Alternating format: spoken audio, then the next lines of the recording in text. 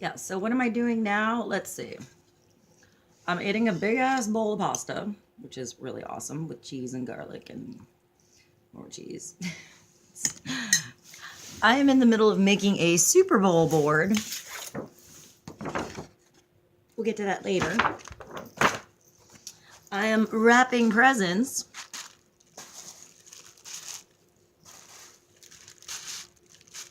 Because my family is doing an early present opening thing tonight.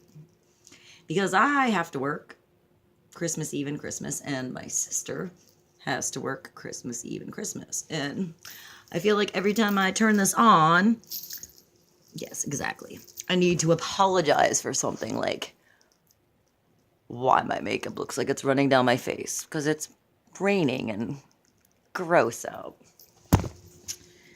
Alright, so what else am I doing at the same time? I have a book open over there on ancient art that has to do with animals and beasts, and I wrote down an idea to talk about the flat earth. And I am quite aware that that is out there. That's like the crazy of the crazy. Trust me, I know. But I don't even need to talk about that. I mean, you can go and look up that stuff if you want.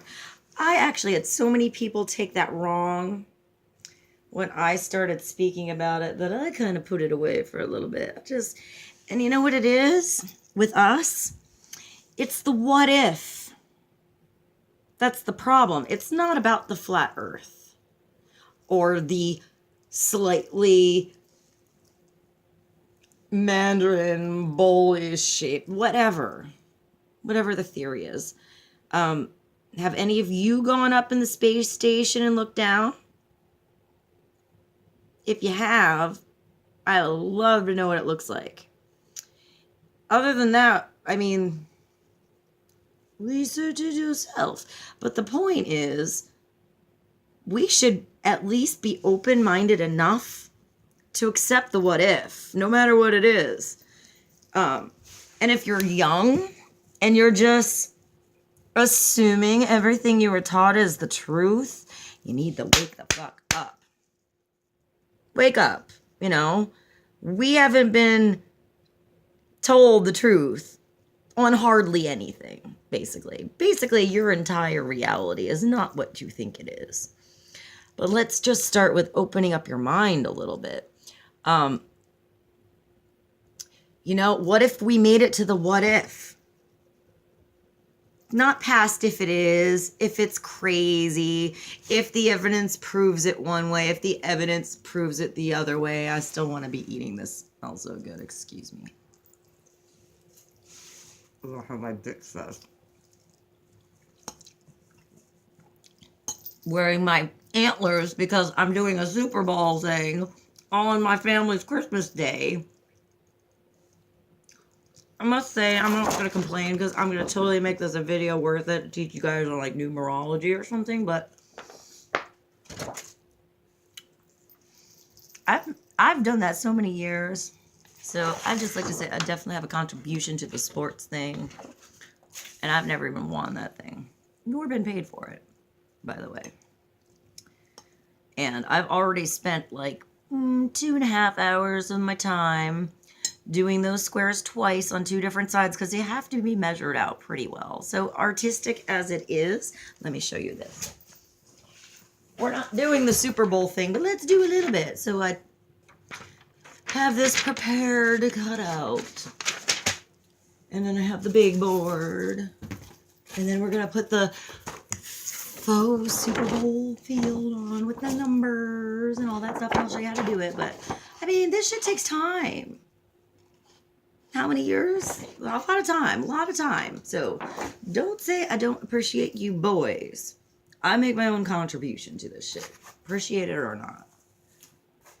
And, right. Let's put Maddox in the video since you guys like him. Come here, Maddox. Come be a star. Oh, he is so big. Come on in, Squeak. You know you want to. Yeah, he's pretty awesome. I can do anything to him.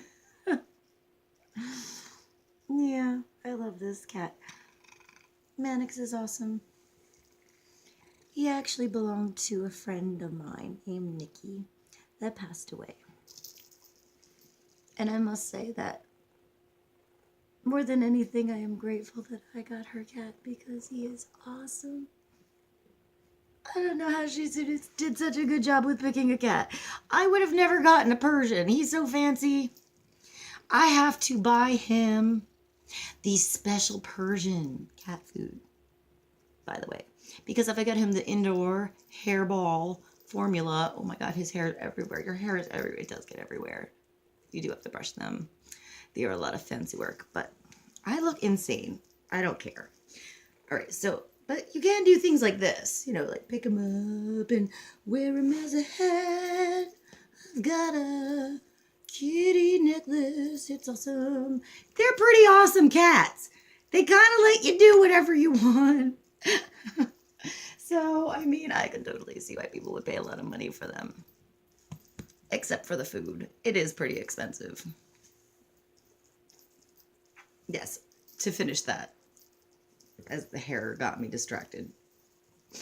If it is not the correct shape for the Persian, he won't eat it. Although he has this really big mouth that kind of goes from here to here. Right, so it's like when he eats, I should totally put a video on how he eats. All right, so when he eats, the first time I got to see this, I don't even know if South Park is on anymore. But do you know the Canadians in South Park, how their heads kind of open up like this? Like that? That's kind of how he looks when he eats. It's like, oh my God, this is so weird. Okay, so, yeah. What was the point of this? The what if and the flat earth. If you can't get your mind to at least get to the point where you can look it up and maybe question it. Maybe something you've been told your whole life isn't the truth. That is possible. It is possible people have believed something that's wrong for a long time. It's also one of those lies that you can't really blame people for. I was talking to this kid last night at the jazz place, how there are different kinds of lies. And sometimes people don't know they're lying. If they've been told something by somebody that they trust, they might just believe it. They don't know that it's different. They just go with it. They're not the questioning type. They're the go with the flow type. So you gotta question things sometimes. And then go on out, put your work boots on and your, smart goggles.